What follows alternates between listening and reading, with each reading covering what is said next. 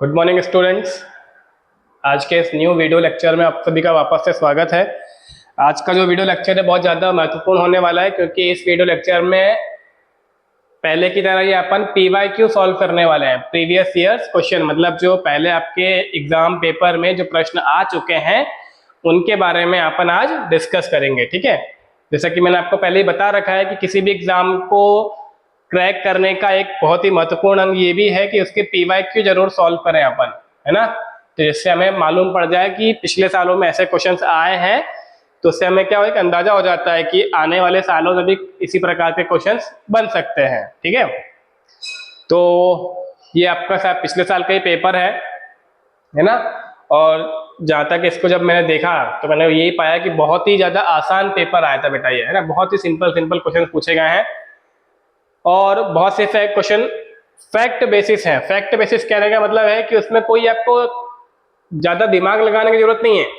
सीधा अगर आपको वो चीज पता है, आपको वो तथ्य का ज्ञान है, उसका नॉलेज है, तो आप सीधा आंसर लगा सकते हो। उसमें कोई भी लेकिन, किंतु, परंतु करने वाला ऐसा कोई सीन है ही नहीं, है ना, कि आप उसमें बहुत सोच रहे हैं या बहुत ज्यादा सोच विचार कर रहे हैं। तो इसको अपन क्या बोलते हैं, फैक्ट बेस्ड क्वेश्चन। तो पहला क्वेश्चन हमारा क्या है बेटा, पारदर्शी साबुन में साबुन को घोलकर बनाया जाता है। Transparent soap are made by dissolving soap in. Transparent soap बनाने के लिए अपन इथेनॉल का प्रयोग करते हैं बेटा। किसका प्रयोग करते हैं? इथेनॉल का। ठीक है,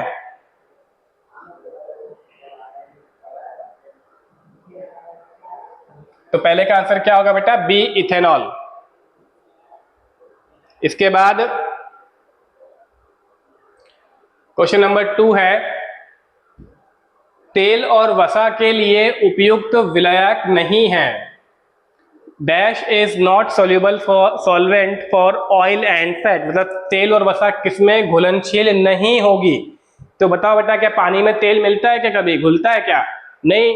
तो इसका उत्तर क्या होगा, ए, वाटर। ठीक है, अगला प्रश्न क्रमांक 3, निम्न में से कौन सा खनिज मिट्टी में मौजूद पौधों के लिए लाभकारी तत्व के रूप में कार्य करता है? Which of the following mineral present in soil act as a beneficial element for plants? तो ये सब तो आपने उसमें अपने एग्रीकल्चर वाले पार्ट में पढ़ा ही होगा। Zinc, boron, calcium, selenium. कौन होगा बेटा? सेलेनियम ना, option D, selenium.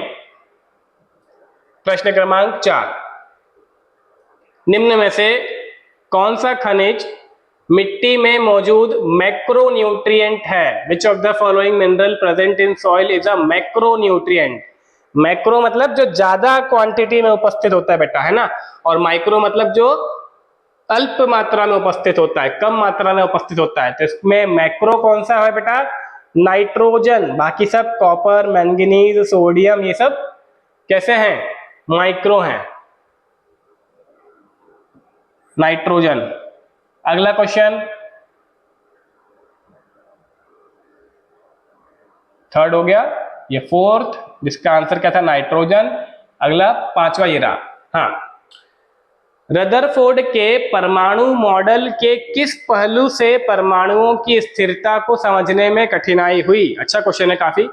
What aspect of Rutherford model of atom possessed difficulty in explaining the stability of atom? जब अपन रदरफोर्ड मॉडल पढ़ते हैं और उसकी कमियां पढ़ते हैं, है ना, कि रदरफोर्ड मॉडल की क्या क्या कमियां रह गई थी, तो उसमें हम एक चीज पढ़ते हैं कि रदरफोर्ड ने जो एटम है उसकी स्टेबिलिटी के बारे में हमें कुछ नहीं बताया, है ना, कि कोई एटम जो है वो स्टेबल कैसे है। और वो भी इसलिए नहीं बता पाए क्योंकि उनका प्रोडक्शन ऐसा था, मतलब उन्होंने कुछ ऐसा सोचा होगा कि नाभिक के चारों ओर जो है वो इलेक्ट्रॉन घूम रहे हैं, और उनका मानना ऐसा था कि क्योंकि अगर नाभिक के चारों ओर इलेक्ट्रॉन घूम रहे हैं तो कभी ना कभी तो ऐसा पॉइंट आएगा सही जिससे वो घूमते हुए इलेक्ट्रॉन की ऊर्जा कम हो जाएगी, और कम होते होते होते होते एक पॉइंट ऐसा आएगा, एक समय ऐसा आएगा जब सारे जो इलेक्ट्रॉन है वो नाभिक के अंदर चले जाएंगे। तो इस पॉइंट को ही समझने में रदरफोर्ड को कठिनाई हुई और यही उनका ड्रॉबैक रहा, मतलब यही उनकी कमी रही कि वो इस पॉइंट को नहीं समझा पाए, है ना। तो इसका आंसर क्या होना चाहिए? परमाणु के केंद्र में एक छोटा नाभिक का अस्तित्व होना, नहीं ये तो बिल्कुल सही था, इसमें कोई कमी नहीं थी। कोणीय संवेग का प्रमाणीकरण, एंगुलर मोमेंटम, ये भी सही बताया था उन्होंने।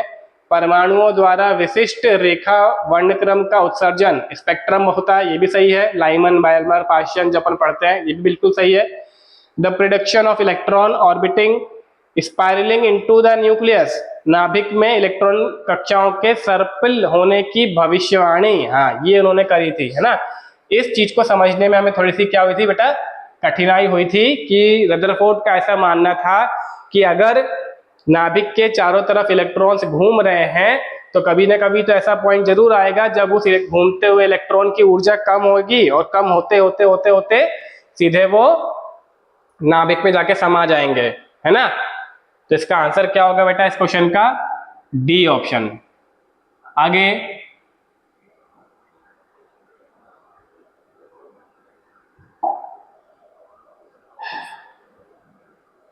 ठीक, डी। अगला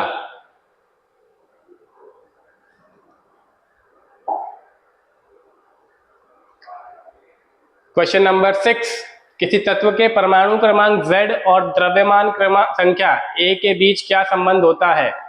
तो सिंपल सा क्वेश्चन है, ये तो आपको याद ही होना चाहिए। A बराबर क्या होता है बेटा, Z plus NA, Z plus NA, Z plus N, ठीक है, ऑप्शन डी।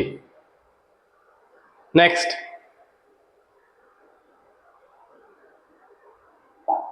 क्वेश्चन नंबर 7, घुलनशील ठोस को द्रव्य से अलग करने के लिए किस तकनीक का उपयोग किया जाता है। Which technique is used to separate a soluble solid from a liquid. Simple सी बात है, इवेपोरेशन, भाप बना दो। पानी में अगर शक्कर घुली हुई है, नमक घुला हुआ है और अपन को वह शक्कर या नमक निकालना है तो अपन क्या करेंगे, इसको अग्नि पर, आग पर रख देंगे तो सारा का सारा पानी भाप बन के उड़ जाएगा और बचेगी शक्कर, इवेपोरेशन। अगला प्रश्न क्रमांक 8, निम्न में से कौन सा हैलोजन सर्वाधिक क्षारीय बेसिक है। Which of the following halogen is most basic.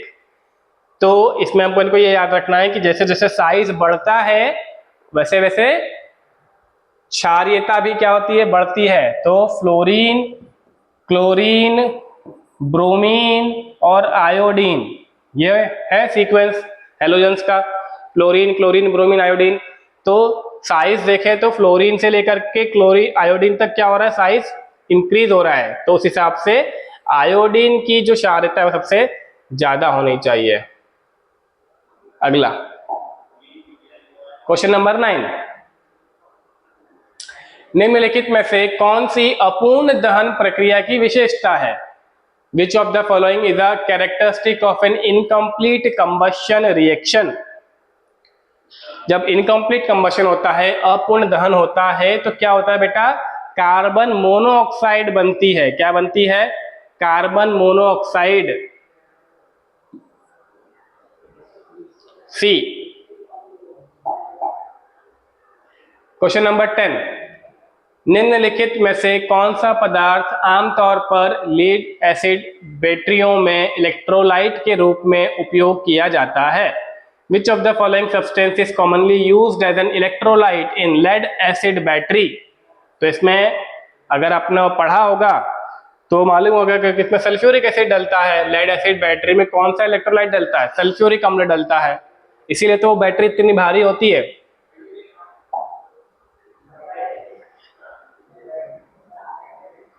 Next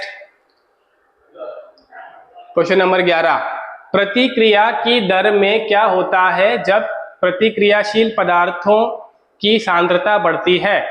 What happens to the reaction rate when the concentration of reactant increases। जब किसी अभिक्रिया में आप रिएक्टेंट का कंसेंट्रेशन बढ़ाओगे, है ना, प्रतिक्रियाशील पदार्थों की सांद्रता बढ़ाओगे तो क्या होगा, रेट बढ़ेगा ही सही। जैसे मान लो आप कागज जला रहे हो, है ना, पेपर जला रहे हो, ठीक है, तो और आपने क्या किया, और ज्यादा कागज डालते गए तो जो रेट है वो क्या होगा, बढ़ेगा, आग और ज्यादा लगेगी, है ना। तो बढ़ेगा। जब भी रिएक्टेंट का कंसंट्रेशन बढ़ता है तो रेट भी हमेशा क्या होता है, बढ़ता है। जितना ज्यादा रिएक्टेंट उतनी ज्यादा रेट। नेक्स्ट क्वेश्चन नंबर 12, निम्नलिखित में से कौन सा पदार्थ नमक का उदाहरण नहीं है? Which of the following substance is not an example of salt? इसमें से कौन सा नमक नहीं है? सोडियम क्लोराइड, ये तो नमक है ही सही, रोज हम यूज करते हैं हमारे खाने में। पोटेशियम नाइट्रेट, ये भी एक नमक है, सॉल्ट है। कैल्शियम कार्बोनेट, ये भी एक सॉल्ट है। और अगला क्या है, कार्बन डाइऑक्साइड, ये सॉल्ट नहीं है बेटा, ये तो एक गैस है ना। जानते हैं अपन कार्बन डाइऑक्साइड क्या है, एक गैस है, ना कि कोई लवण है। नमक क्या होता है, जब एसिड और बेस आपस में मिलते हैं तो नमक बनता है। अगला क्वेश्चन नंबर 13, निम्नलिखित में से कौन सा तत्व का सबसे छोटा कण है जो अपनी गुणों को बरकरार रखता है? Which of the following is the smallest particle of an element that retains it's property? सबसे छोटा पार्टिकल किसी भी एलिमेंट का क्या होता है? एटम। सबसे छोटा पार्टिकल क्या होता है? एटम।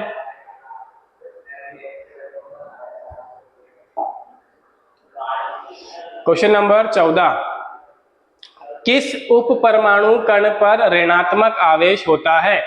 विच सब atomic particle has a negative charge?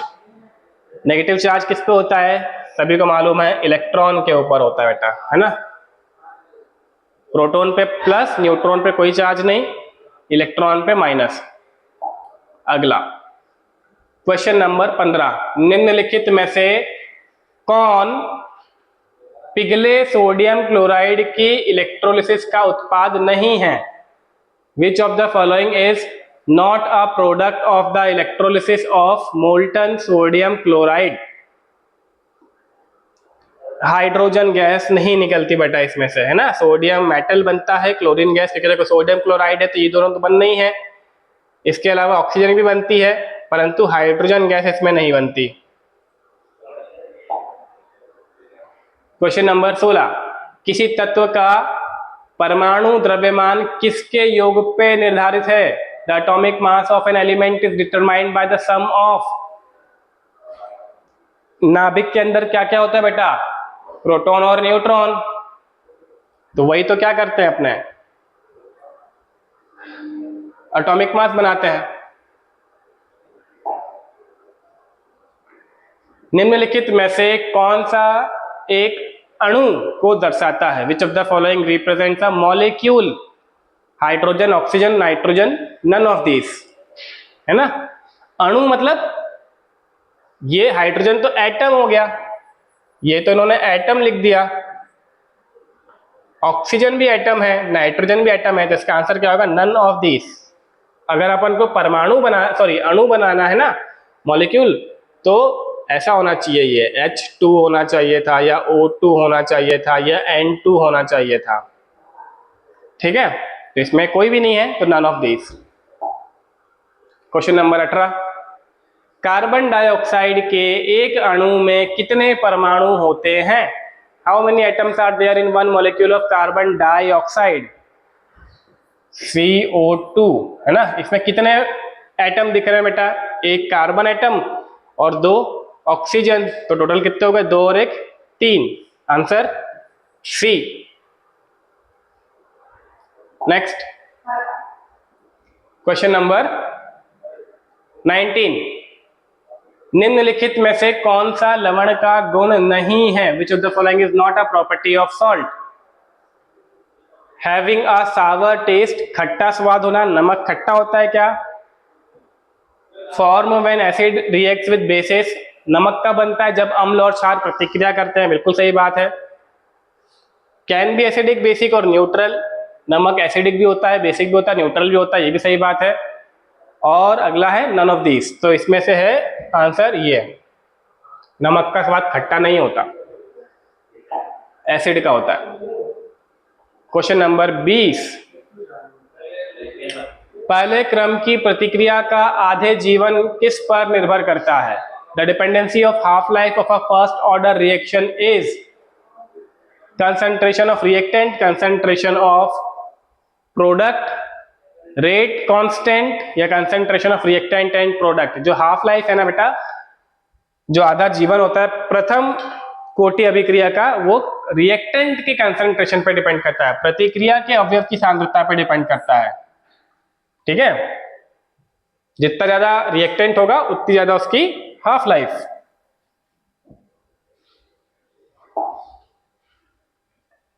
Question number 21, निम्नलिखित में से कौन सा गैर धातुओं का एक विशिष्ट गुण है?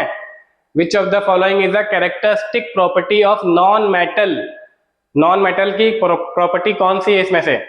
हाई लस्टर, चमक होना, मेलिएबिलिटी होना, poor conductor of heat and electricity या डक्टिलिटी। तो जो नॉन मेटल हैं जैसे कि रबर हो गया, है ना, प्लास्टिक हो गया, इनमें कंडक्शन नहीं होता, तो poor conductor of heat and electricity, ये होगा इसका आंसर। नेक्स्ट क्वेश्चन नंबर 22, निम्नलिखित में से कौन सा एक असंतृप्त हाइड्रोकार्बन है? Which of the following is an unsaturated hydrocarbon? बहुत आसान है। असंतृप्त मतलब जिसमें डबल बॉन्ड है, ट्रिपल बॉन्ड लगा हो। इसमें क्या लिखा है? पेंटेन, एन मतलब सिंगल बॉन्ड, ब्यूटीन, इन मतलब डबल बॉन्ड, प्रोपेन, एन मतलब सिंगल बॉन्ड, तो बचा यही ब्यूटीन। ठीक है, इन मतलब इसमें डबल बॉन्ड है और डबल बॉन्ड को ही अपन अनसैचुरेटेड बोलते हैं। जिसमें भी डबल बॉन्ड या ट्रिपल बॉन्ड रहे उसको अपन क्या बोलते हैं? Unsaturated hydrocarbon. Next question number 23, propane का रासायनिक सूत्र क्या है? What is the chemical formula of propane? Propane क्या है? एक अल्केन है। अल्केन का सामान्य सूत्र अपन ने पढ़ा था, क्या होता है बेटा? CnH2n + 2। तो इसमें से कौन सा सही बैठ रहा है? C3H8, C4H10, C2H6, C5H12। क्या पूछा है? प्रोपेन पूछा है। प्रोपेन मतलब मैथ एथ प्रोप, 3 कार्बन वाला। अब बताओ, 3 कार्बन तो केवल एक ही में दिख रहा है, यही है, बाकी सब में तो 4, 2, 5, ये तो होना ही नहीं है। कितना सिंपल है, 3। ये फॉर्मूला लगाए बिना भी सॉल्व हो जाता। बस यहाँ पे क्या लिखा हुआ है? प्रोपेन। प्रोपेन मतलब 3 कार्बन, ऑप्शन ए। अगला 24, निम्नलिखित में से कौन हाइड्रोकार्बन का उदाहरण है? Which of the following is an example of a hydrocarbon? Ethanol, इसमें तो ऑल लगा हुआ है, मतलब ये तो अल्कोहल हो गया। मिथेनॉल, ये भी अल्कोहल है। एसिटिक एसिड, उसके तो नाम में ही है एसिड, तो ये तो एसिडिक एसिड होगा। अब बचा कौन सा हाइड्रोकार्बन? इथेन, तो option C. Next question number 25, कौन सी प्रक्रिया इलेक्ट्रॉन परिवहन प्रणाली के माध्यम से गति करते हुए इलेक्ट्रॉनों द्वारा मुक्त ऊर्जा का उपयोग करके एटीपी का संश्लेषण करती है? Which process involve the synthesis of ATP using energy released by moving electrons through the electron transport system? क्या ये क्वेश्चन केमिस्ट्री का नहीं है, बायो का है ना? इसका आंसर आप सब बताएं, क्या होना चाहिए? ऑक्सीडेटिव फॉस्फोराइलेशन कहते हैं इसको। चलिए, यहाँ पे हमारा एक पूरा कंप्लीट, ये आखिरी वाला क्वेश्चन बायो का था, 24 क्वेश्चन थे केमिस्ट्री के। ठीक है, तो इसी तरह नेक्स्ट वीडियो लेक्चर में अपन दूसरे PYQ भी सॉल्व करेंगे, और भी अगर आपके पास दूसरे PYQ अवेलेबल हों तो उनको सॉल्व करें। मिलते हैं अपने नेक्स्ट वीडियो के साथ, तब तक के लिए चैनल के साथ बने रहें, ज़्यादा से ज़्यादा वीडियो को लाइक करें, अपने दोस्तों में शेयर करें, चैनल को सब्सक्राइब करें। ठीक है, थैंक यू।